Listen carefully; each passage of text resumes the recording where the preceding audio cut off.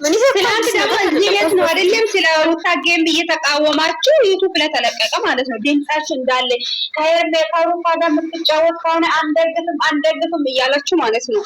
እንደ የእሷ በጎች ፈርቶ ነው ምናምን እየተባሉ ዝም ብያቸው ዝም ብሎ እየተንጣጡ ነበር። የዛን ቀን አክስቷ ደግሞ ምን ብትል ጥሩ ነው? አክስቷ ደግሞ ምን ብትል ጥሩ ነው? ከህይወታቸው ማትወጣ ከሆነ የእሷ ፋሚሊ አመጥቻለሁ፣ ከአዲስ አበባ ይዤ መጥቻለሁ ምናምን። አብርሃም አልፈልግም ካለ በግድ አስሮን ያስቀምጡ ነው እንደ ፋሚሊ አለች። በአክስቷ አካውንት አላየሽም እንደ ገብተሽ ከአቤል ጋር ሰርታ ማለት ነው። አቤል ሄርሜላ ሳትጠይቀው በፊት እኮ ነው እንደዛ ያለች እንጂ ቆይቷል። ሄርሜላ ቤተሰቦቿን ይዤ መጥቻለሁ ያለችው በዛን ጊዜ እርቃኑ ራሱ አላነሳችውም ነበር። በዛን ሰዓት አክስትዩ ባለች ሰዓት እርቃኑ ራሱ አልተነሳም ነበር። አብርሃም እርቃን ማለት ነው። አለሽ ትላንት የደስታን አልተቀበለችም። እንደ ሽምግልና እንዴት ነው ዛሬ? አሁን ለአብሬሽ ማታ ደግሞ እርጉዝ ነው የምትለው። ወይኔ እናንተ እኮ ይኩን በአንዳንድ ጊዜ እኮ ሩታን በደንብ አታውቋቱም ማለት ነው። ምን ሆናችሁ ነው? ቡታጀራ እኮ እንዴት ነው ያደረገች? አብርሃም እስር ቤት ይፈታ ብሎ ሊጠይቋት አቤል በደቂቃ እኮ ነው የኔ ባል ብላ እኮ የተቀየረች። እንዴት አታውቋት? በስስት እኮ ናት ይቺ ልጅ።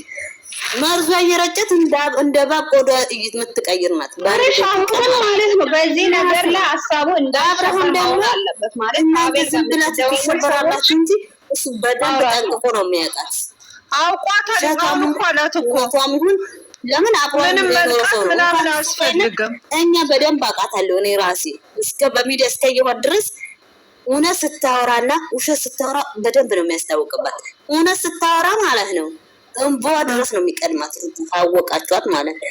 አሁን እኮ ይሄ አሁን ዛሬ የምትሳቀች ነው ሀዲድ ለማሳየት መስሎኝ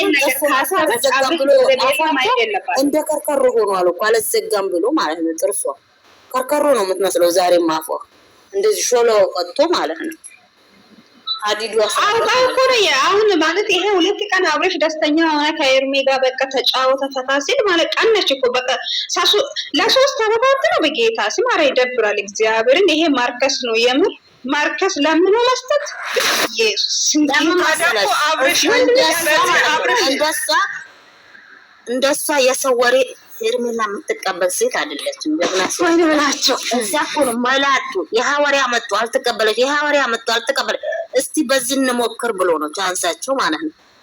ባለፈው ሲሉ ነበር አሁን ልጁን እናትሽ ቤት ውሰጂና ከዛ እናያለን በዚህ ስቴል ቤት ከተመለሰ ምናምን ሲሉ ነበር አይደለ? ያ አልተሳካላቸውም። አሁን ደግሞ ዞሮ በዚህ መጡ። ጉድ እኮ ነው። በጣም ነው የሚያሳፍረው። እዚህ ማይሳካላቸው በእናትህ በነገራችን ላይ አብሬሽ እንኳን ለፍቶ አይደለም 10 ልጅ ቢኖርሽ እኔ ልጅ ልዑል ብቻ ነው ብሏል እኮ። ኧረ ሴት ማሰደብ ይሄ ምን የሚሉት ነው? እቺ ረካሽ ከሴት ጋር ሆና አትቆጠርም። አባትና ጥቺ እናቷ ሙጽዋን አያትናት ምን ልጇ ለምን ጠበል አትወስዳትም? በሃይማኖቷ ማለት ነው። ኢዳለሽ በነገራችን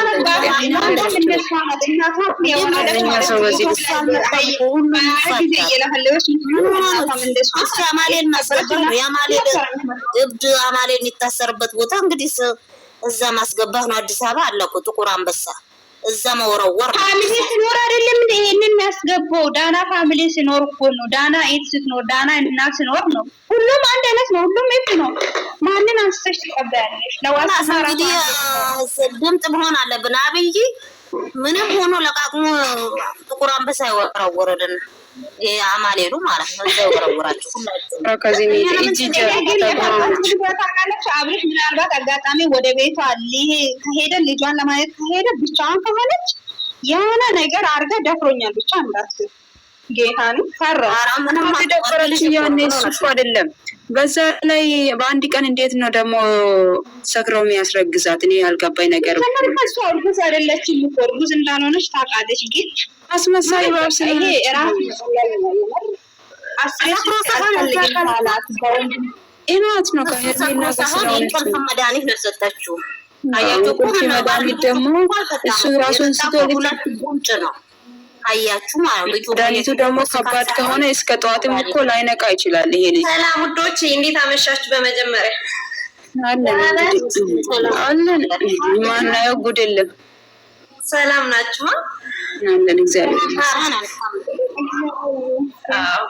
አረ በዚህ ልክ ሲጀመር ማለት ነው። አንዳንዴማ ትንሽ በምንጠራጠርበት ነው አስተያየትን መስጠት መነጋገርም ያለብን። ፍጹም ውሸት በሆነ ነገር ትላንትና ትላንት ወዲያ በሰሩት ቪዲዮ ነርባቸውን ነክቷቸው ዛሬ ይዘውት በመጡት ነገር እንደዚህም ሲጀምር የሚወራ ነገር ራሱ ነው ብዬ አላስብም እኮ። እኔ እኮ ቅድም ራሱን ተውት ብያቸው ነበር። አልተውም ማለት ነው። ከዚህ ወሬ ውስጥ ጌታን እንዴ አንዳንዴ እኮ በምንጠራጠርበት ነገር ነው ማውራትም ያለብን ነው ማለት ከዚህ በፊት እኛ አውርተናል እኮ እራት ግብዣ ላይ ይሄ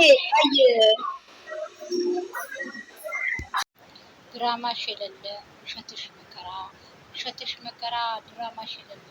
ኧረ ተይ ደመቁ፣ ባይሆን አንዳንድ ቀን ወደ ቤት እኛንም ደከመን፣ እኛንም ሰለችን።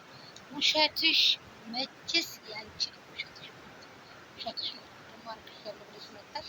ይሄው ሰው መዘባበቻ መሰላለቅ እያለች ምር ሰለችን። ውሸትሽ እኛ ልጁ መንታው ወደጅ የሚመለከተን ነገር ነው። ግን በባለፈው ይሄ ከአንቺ አንጻር የተነሳ ባለፈው አንቺ ያልሽው ይሄ በቃ አላጸዳዳኝ መጸዳዳት አቃተኝ እና ስለዚህ ያቆሸሽ ስለሆነ ለእናቴ ወስጄ ሰጥቼ ከዳኒ ጋር ነው ይሄን እናስታውሰሽ ነው ይሄንን አንስቼ ወስጄ በቃ ለዘናፈታ ማለት አለብን ማለት ነው።